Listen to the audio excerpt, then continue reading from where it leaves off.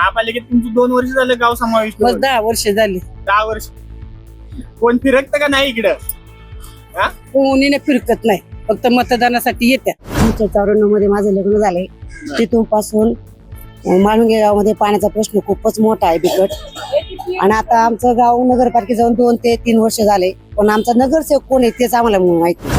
पाणी सोडणारा कधी सोडतो ते कळत नाही. म्हणजे लोक घरात असतात नसतात, परस्पर कधी पण सोडतात, कधी पण. म्हणजे पाणी ते मिळतच नाही. खाली नळ असतं, वर राहिला असतो, ते पाणी येऊन जातं कळतच नाही. म्हणजे त्याचं टायमिंग नाही. पाणी येणार म्हणून आपण काय करतो त्या बरोबर राहतो. टँकरवाले जर इमर्जन्सीला मागलं तर आवचे 6 रेट सांगतात. 700-800च्या ऐवजी 1,500 रुपये देतात एका टँकरला. काय करायचं ग्रामस्थांनी तुम्ही मला सांगा. दवाखाने आहेत तर तिथं ट्रीटमेंट व्यवस्थित केली जात नाही. सिरियसली सांगते मी. पानपट्टी घेताना प्लस आम्ही टँकरला पैसे भरायचे आणि पानपट्टीलाही पैसे भरायचे. का म्हणून भरायचे कर्मचारी माणसांनी, ग्रामस्थ लोकांनी. पुणे महापालिकेची निवडणूक लागली आहे आणि आज 23 तारखेपासून अर्ज भरण्यास सुरुवात झाली आहे. एकीकडे उमेदवारांची धावपळ सुरू आहे, परंतु जे पुणे महापालिकेत नव्यानं समाविष्ट गावे झाली होती तेथील नेमकी स्थिती काय आहे हे आपण जाणून घेण्याचा प्रयत्न करणार आहोत. सध्या मी आलोय पुण्यातील म्हाळुंगे गावात. हे गाव काही वर्षांपूर्वीच पुणे महापालिकेत समाविष्ट झालं होतं, परंतु महापालिकेत समाविष्ट झाल्यानंतर तेथील समस्या काय आहेत हे आपण तेथील नागरिकांकडून जाणून घेणार आहोत. माझ्याजवळ काही नागरिक आहेत तिथले जे गावकरी आहेत. काका, तुमचं नेमकं नाव काय आहे मला सांगा. आणि नारायण पागळे. तुम्ही इथलाच आहे? हो, इथलंच. मला सांगा की पुणे महापालिकेत तुमचं गाव समाविष्ट झालं होतं. हो. त्यानंतर इथं कोण अधिकारी फिरकले का, कोण प्रतिनिधी फिरकले का, तुमच्या नेमक्या समस्या काय आहेत तिथल्या? कोणी नाही इथं फिरायला. आता आम्हाला नगरसेवकच पण हेच माहिती नाही मुळात. याच्यासाठी आम्हाला कोणी आलं इथं काय झालं आम्हाला काय माहिती नाही. आम्ही आपला असं ज्येष्ठ नागरिकामध्ये आमच्या लक्ष्मी मातेच्या मंदिरामध्ये ज्येष्ठ नागरिकाचा ऑफिस आहे.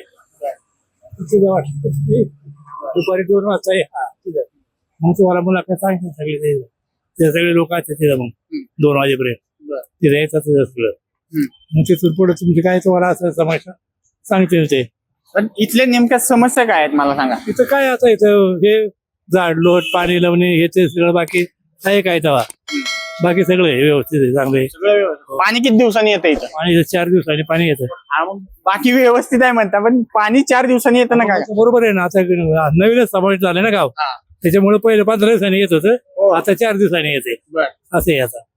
पण आता तुम्ही म्हणताय 2 वर्ष झाले समाविष्ट होऊन गाव, अजूनही महापालिका तुमच्याकडे लक्ष देत नाही असं वाटतंय का? पण आता काय तसंच येत म्हणायचं काय तवा.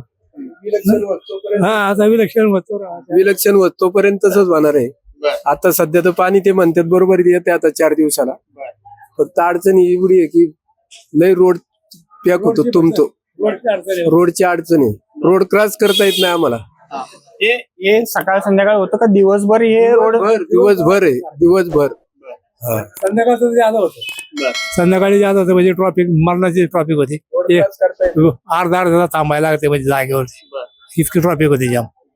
पण गाव समाविष्ट होऊन 2 ते 3 वर्ष झाले तुमचं महापालिकेत. महापालिकेच्या आधी किंवा जे पूर्वीचे लोकप्रतिनिधी होते ते तुमच्याकडे इथल्या गावाच्या समस्या सोडवायला कमी पडतात असं तुम्हाला वाटतं का?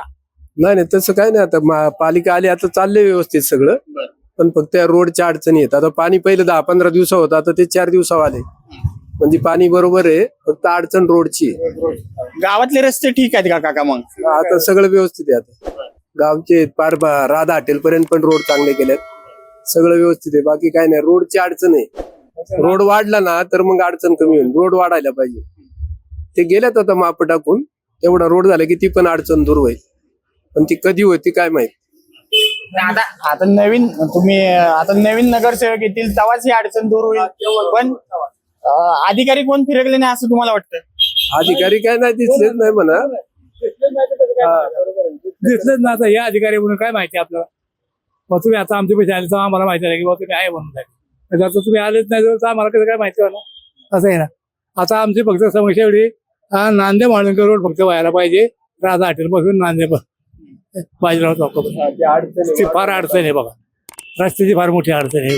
एवढी दूर झाली ना मग काय अडचण नाही राहील, मग सगळं व्यवस्थित आहे. हो, लाईट, रस्ते, पाणी यातले पाणी आणि रस्ता हाच मोठी समस्या आहे. हो. काका नेमक्या काय तुम्ही इथलंच आहे? तुमचं नाव काय? पाषाण महादेव पाषाण. नेमक्या इथल्या समस्या काय आहेत काका? काय समस्या असं रोड शो काय रोडचेच आहे. रोडची समस्या. पाणी येते आता 4 दिवस पाणी येते आता. महापालिकेचं पाणी येते का अजूनही ग्रामपंचायतचं पाणी? महानगरपालिका ग्रामपंचायत. तर येथील नागरिकांची एक महत्वाची अडचण आहे ते म्हणजे हा जो रोड आहे, तुम्ही बघताय हा जो रोड इकडच्या साईडला हिंजवडी आहे आणि त्यामुळं जे गावकरी आहेत त्या गावकऱ्यांना मोठ्या प्रमाणात या रस्त्याचा अडचण होत आहे. जो पीक आवर असतो त्यावेळेस म्हणजे सकाळचा आणि संध्याकाळचा वेळ आहे, त्यामध्ये जेव्हा ऑफिस सुटण्याची वेळ असते तेव्हा या रोडवर मोठ्या प्रमाणात गर्दी होत असते असं त्यांचं म्हणणं आहे. अजूनही काही नागरिकांशी आपण बोलूयात. या दुकानात जाऊया. इथल्या कटिंगच्या दुकानात जाऊन इथल्या नागरिकांच्या नेमक्या समस्या काय आहेत आपण त्यांच्याकडून जाणून घेऊया. दादा इथलंच आहे का? माळुंग्यात नेमक्या काय अडचणी आहेत तुला असं वाटतं? कारण आता महापालिका निवडणूक आली आहेत, सगळे आश्वासनं देतील, हे देतील, परंतु तुला काय अडचणी वाटतात? आता 2 वर्ष झालं तुमचं महापालिकेत गाव समाविष्ट होऊन. तर आता बघा तुम्ही आता ते काकांना बोलले, काकांनी तुम्हाला सांगितलं रस्त्याचं परत पाण्याचं तर बऱ्यापैकी म्हणजे ओके झालेलं आहे. तर ते ठीक आहे, पण असं आता ओके म्हणजे कसं 4 दिवसांनी पाणी येतं म्हणजे खूप अडचण आहे ना. म्हणजे बालेवाडीत किंवा आपण सूस मध्ये बघितलं तर 1 दिवस सोडून पाणी येते, ते पण 1 तास 1.5 तास जे येत असेल ते. तर तशा प्रकारे इथं पण यायला पाहिजे, म्हणजे 1 दिवस सोडून पाणी. आणि रस्ता जो आहे ना म्हणजे राधा चौकात तर खूपच ट्रॅफिक असती, तर त्याचं त्यांना एकदा नियोजन केलं पाहिजे. आणि गावात झालं संध्याकाळी आणि सकाळी बघितलं ना खूपच ट्रॅफिक असती, तर त्याचं पण जरा मला असं वाटतं रस्त्याचं केलं पाहिजे काम म्हणून. आणि एक पंप जरी असला म्हणजे पेट्रोल पंप, तर त्याच्यामुळे पण जरा गावाचं होऊन जाईल, कारण एवढ्या लांबपर्यंत कुठं पंप नाही इथं. एवढंच आहे. पाणी आणि रस्ते हेच इथले. पाणी, रस्ते, लाईट वगैरे तर सगळं ओके म्हणजे नाही का, अजून काही नाही तसं. आणि किंवा नवीन प्रतिनिधी येणार आहेत जे लोक, आता त्यांच्याकडे काय अपेक्षा आहेत? आता ते आल्यावर जरा ते सांगतील त्यांच्या हिशोबाने. तर आपण अजूनही काही नागरिकांशी बोलण्याचा प्रयत्न करणार आहोत. इकडच्या साईडला काही नागरिक आहेत, त्यांना बोलूया.